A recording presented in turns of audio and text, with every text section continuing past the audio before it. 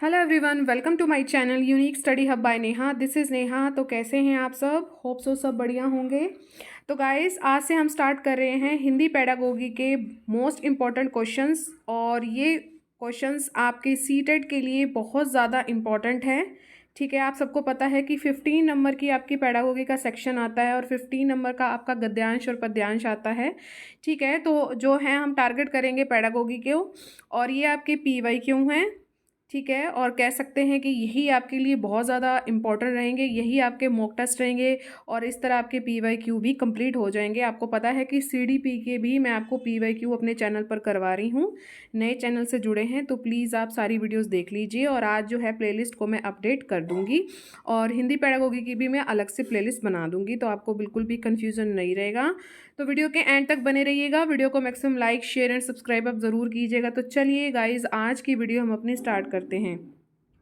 आज का first question है, बच्चों की मौखिक भाषा का सतत आकलन करने का सबसे बेहतर तरीका कौन सा हो सकता है? आपको 4 ऑप्शन दिए गए हैं। शब्द पढ़वाना, प्रश्नों के उत्तर पूछना, विभिन्न संदर्भों में अगर आप बातचीत करते हैं, सुने हुए को दोहराने के लिए कहना। देखिए, कितनी बार आप जो है सुनेंगे और उसको दोहराएंगे, तो ये ऑप्शन तो इनकरेक्ट हो गया। कितने आप प्रश्न पूछेंगे और उनके आप उत्तर दे पाएंगे, शब्द कितने आप पढ़वा पाएंगे। लेकिन यहाँ पर बात हो रही है कि सतत आकलन करना है और मौखिक भाषा को विकसित करना है, और उसके लिए हमें बेहतर तरीका ढूंढना है। तो विभिन्न संदर्भों में बातचीत, ये हमारा बिल्कुल राइट ऑप्शन रहेगा। देखिए, आपको विभिन्न विभिन्न जो है टॉपिक दिए जाएंगे और उस पर अगर आप बातचीत करेंगे तो आपकी इससे मौखिक भाषा जो है विकसित होगी। ठीक है, तो सी ऑप्शन आपका बिल्कुल करेक्ट है। आगे बढ़ते हैं। भाषा में सतत और व्यापक आकलन का उद्देश्य है, क्या उद्देश्य है? वर्तनी की अशुद्धि के बिना लिखने की क्षमता का आकलन, भाषा के व्याकरण का आकलन करना, भाषा के मौखिक और लिखित रूपों के प्रयोग की क्षमता का आकलन करना, या पढ़कर समझने की क्षमता का आकलन करना। तो देखिए, आप चारों ऑप्शन अपने स्क्रीन पर आप देख पा रहे होंगे। आपको जो बेटर ऑप्शन लग रहा होगा, मुझे समझ आ गई होगी और आपको भी समझ आ गई होगी कि क्या जो है करेक्ट ऑप्शन हो सकता है। देखिए, यहाँ पर मौखिक और लिखित दोनों ही रूपों का क्या करना है, हमने क्षमता का आकलन करना है।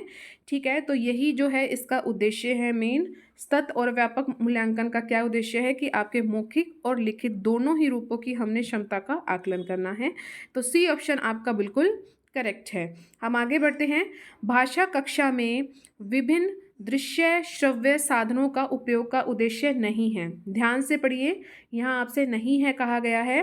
देख लेते हैं क्या है उपयोग का क्या उद्देश्य है।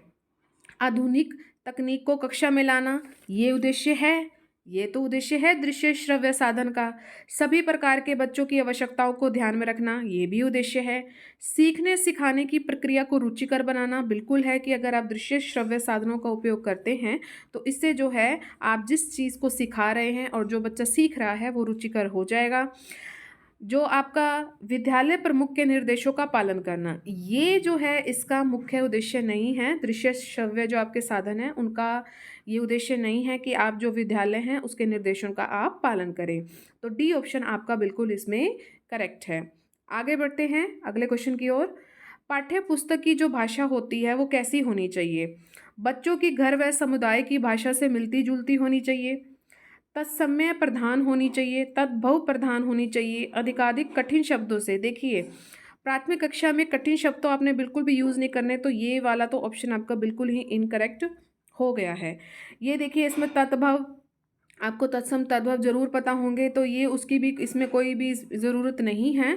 तो कैसी होनी चाहिए पाठ्य पुस्तक की भाषा? बच्चों की जो घर है और जो वहाँ पर जिस सोसाइटी में रहते हैं उनकी भाषा से बिल्कुल मिलती जुलती होनी चाहिए, ताकि बच्चा उस भाषा को, जो पाठ्य पुस्तक की भाषा है, उसको आसानी से समझ सके। तो ए ऑप्शन आपका बिल्कुल करेक्ट है। आगे बढ़ते हैं। प्राथमिक स्तर पर भाषा सिखाने से क्या तात्पर्य है? भाषा वैज्ञानिक तथ्य स्पष्ट करने हैं आपने प्राथमिक स्तर पर, या भाषा का व्याकरण सिखाना है छोटे छोटे बच्चों को, या उच्च स्तरीय साहित्य पढ़ाना है छोटे बच्चों को, या भाषा का प्रयोग करना सिखाना है? तो आप समझ गए होंगे कि इसका राइट ऑप्शन क्या होगा।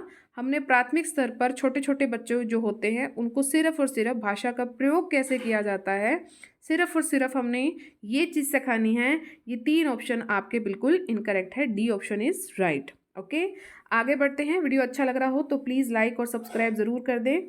घर की भाषा और विद्यालय में पढ़ाई जाने वाली भाषा कैसी होनी चाहिए, कैसी होती है? सदैव टकराहट से गुजरती है, सदैव समान होती है, समान हो सकती है और सदैव अलग होती है। तो क्या लगता है आपको? जो घर की भाषा है, जिसको हम कहते हैं क्षेत्रीय भाषा, मातृभाषा, घर की भाषा, तो क्षेत्र में बोली गई तो क्षेत्रीय भाषा, और विद्यालय में जो पढ़ाई जाने वाली भाषा होती है वो समान हो सकती है अगर हम चाहे तो। सी ऑप्शन हमारा बिल्कुल करेक्ट है। आगे बढ़ते हैं। प्राथमिक स्तर पर हिंदी भाषा शिक्षण के लिए सबसे अधिक महत्वपूर्ण है भाषा प्रयोग के अवसर, पाठ्यपुस्तक, उस स्तरीय आपकी तकनीकी यंत्र या व्याकरणिक नियमों का स्मरण। क्या लगता है आपको, क्या हो सकता है इसमें कि अगर आपको प्राथमिक स्तर पर भाषा शिक्षण करवाना है तो सबसे उपयोगी क्या रहेगा, सबसे महत्वपूर्ण क्या है? आप जो है भाषा प्रयोग के बहुत अच्छे अच्छे अवसर देंगे अपने स्टूडेंट्स को, जिससे वो भाषा शिक्षण में निपुण हो पाएंगे प्राथमिक स्तर पर। तो ए ऑप्शन हमारा बिल्कुल करेक्ट है। आगे बढ़ते हैं। हिंदी प्रयोग के विविध रूपों को जानने के लिए सर्वाधिक उपयोगी साधन हो सकता है बाल साहित्य का विविध उपयोग करें आप प्राथमिक स्तर पर। शिक्षण की विधियों को संपूर्ण ज्ञान होना चाहिए। सुंदर ढंग से छपी हुई पुस्तकें होनी चाहिए, पुस्तकों से कुछ भी नहीं है। उस स्तरीय लेखन सामग्री। तो क्या लगता है आपको, क्या होना चाहिए? अगर अपनी विविध रूपों को जानना है, हिंदी प्रयोग के विविध रूपों को जानना है, तो आप क्या साधन यूज़ करेंगे? तो जो आपका बाल साहित्य का विविध उपयोग करेंगे। बाल साहित्य बच्चों को बहुत अच्छी लगती है, तो ए ऑप्शन हमारा इसमें करेक्ट है। आप देख पा रहे होंगे कि क्वेश्चंस का लेवल कितना सही है, और आपको ऐसे ही जो है हिंदी पेडागोगी नहीं आती, मुझे लगता है सबसे इजी जो है आपकी यही होती है, लेकिन आपको क्वेश्चंस को समझना होगा। जिस तरह मैं आपको समझा रही हूँ उसी तरह क्वेश्चन को समझिए। अपने मॉक टेस्ट आप खुद भी लगाइए। कक्षा 1 और 2 के बच्चों के लिए आप किस तरह की कहानी का चयन करेंगे? जो बहुत छोटी हो, जिसमें बहुत सारे पात्र हों, जिसमें 2 ही पात्र हों, जिसके शब्दों, वाक्यों और घटनाओं के वर्णन की शैली जो है चित्रात्मक हो। तो क्या लगता है आपको? देखिए, अगर आप जो आपका छोटा बच्चा है क्लास फर्स्ट और क्लास सेकंड में पढ़ता है, तो उसके लिए सबसे ज़्यादा ज़रूरी होगा कि अगर आप कोई भी चीज़ उसको सिखाना चाहते हैं, इवन इससे छोटे बच्चों को भी सिखाना चाहते हैं, तो चित्रों के माध्यम से ना आप उस बच्चे को बहुत अच्छे से सिखा सकते हैं। आपको पता है नर्सरी और एलकेजी का जो बच्चा होता है वो चित्रों के माध्यम से बहुत अच्छे से सीखता है।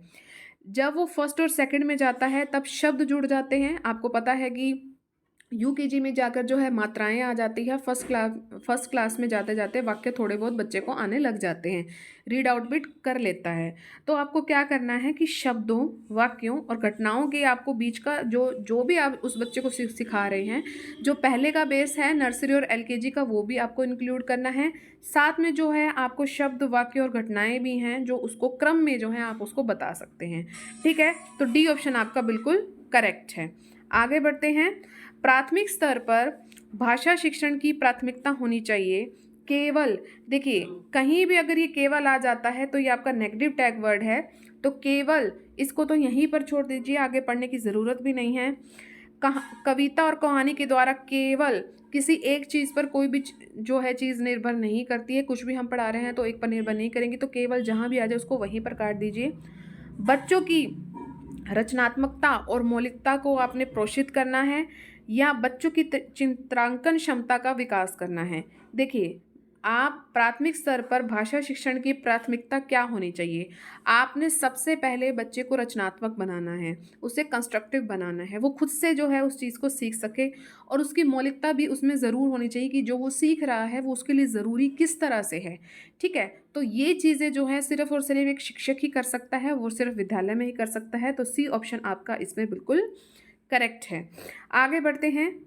पढ़ने का प्रारंभ कहाँ से होना चाहिए? वर्णमाला से होना चाहिए, कहानियों से होना चाहिए, कविताओं से होना चाहिए, अर्थपूर्ण सामग्री से होना चाहिए।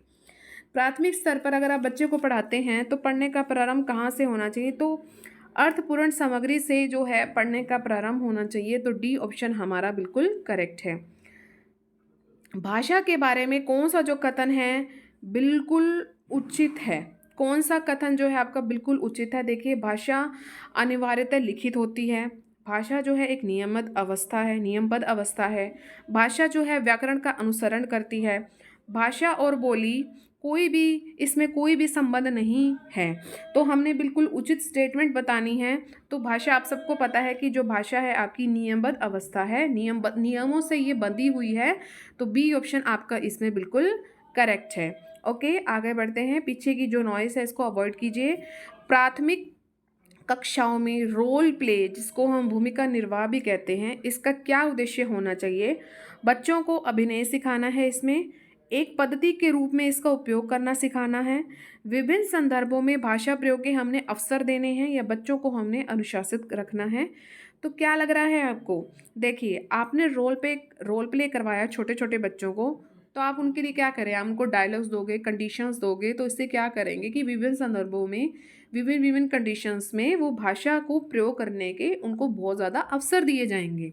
ठीक है, तो सी ऑप्शन आपका इसमें बिल्कुल करेक्ट है। वीडियो पसंद आ रहा है तो प्लीज़ लाइक ज़रूर कर दीजिएगा और सब्सक्राइब और शेयर ज़रूर कीजिएगा। नया चैनल है, आपके सपोर्ट की बहुत ज़्यादा नीड है। आपको पता है कि मैं PYQ आपको हर सब्जेक्ट के करवाऊंगी, तो चैनल से जुड़ जाइए। भाषा हमारे परिवेश में बिखरी मिलती है, यह कथन किस पर लागू नहीं होता है? ठीक है, किस पर लागू नहीं होता है पूछ रहा है।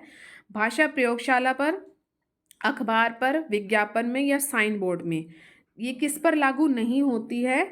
तो भाषा प्रयोगशाला पर यह लागू नहीं होती है, बाकी अखबारों में भी, विज्ञापन में भी और साइन बोर्ड में जो परिवेश है, भाषा का जो परिवेश है, हमेशा बिखरा हुआ मिलता है। सिर्फ भाषा प्रयोगशाला में जो आपकी सिमटी हुई है हर चीज़, सिर्फ और सिर्फ भाषा प्रयोगशाला में आपको जो है परिवेश आपको बिल्कुल उस चीज़ का परफेक्ट मिलेगा। तो ए ऑप्शन आपका बिल्कुल इसमें करेक्ट है। आगे बढ़ते हैं। कक्षा में कुछ बच्चे लिखते समय वर्तनी संबंधी त्रुटियां करते हैं। एक भाषा शिक्षक के रूप में आप क्या करेंगे? शब्दों का सही रूप लिखते हुए बच्चों को दोनों तरह के शब्दों का अवलोकन करके अंतर पहचानने का अवसर देंगे। उसे सख्त सख्त सख्ती तो आपने छोटे बच्चे के साथ बिल्कुल भी नहीं करनी, काट दीजिए। उनकी त्रुटियां जो हैं उन पर बिल्कुल ध्यान नहीं देना, काट दीजिए। देना है ध्यान तो उनके शब्दों को 20 बार, ये कौन सा तंत्र हुआ कि अगर आप उसने कुछ गलत कर दिया तो आप उसको 20 बार लिखने के लिए कहेंगे?